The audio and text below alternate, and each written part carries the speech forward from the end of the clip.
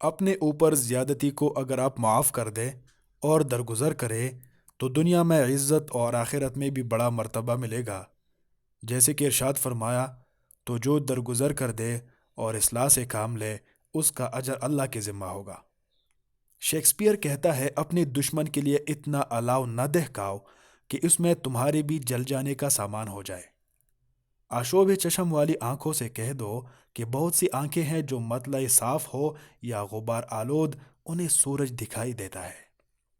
ان آنکھوں سے درگزر کرو جن کی بصارت اللہ نے چھین کر ان کا نور بجھا دیا، وہ نہ کچھ یاد رکھتی اور نہ افاقہ پاتی ہے۔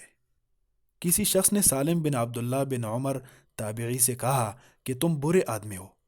فرمایا، مجھے تمہارے علاوہ کسی نے پہچانا نہیں۔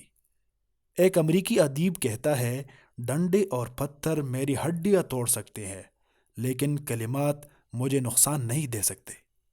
ایک شخص نے حضرت ابوبکر رضی اللہ عنہ سے کہا، میں تمہیں ایسی گالی دوں گا جو تمہارے ساتھ قبر تک جائے گی۔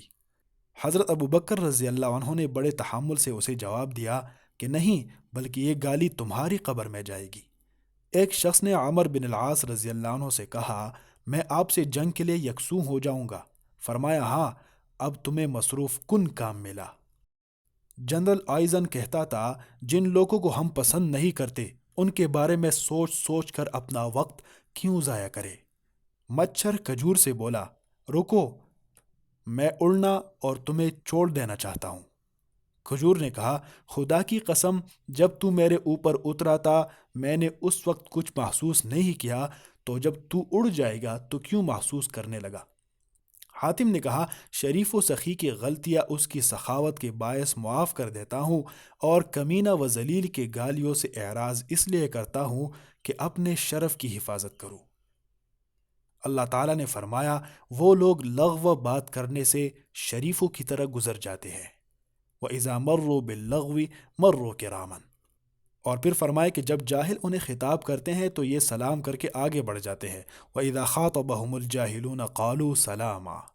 کنفیوشس نے کہا ہے کہ غضبناک آدمی ہمیشہ زہر آلود رہتا ہے۔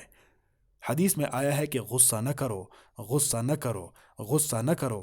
اسی میں آگے یہ ہے کہ غصہ آگ کا ایک انگارہ ہے، شیطان 3 اوقات میں بندے پر چھا جاتا ہے: غصہ کے وقت، شہوت کے وقت اور غفلت کے وقت۔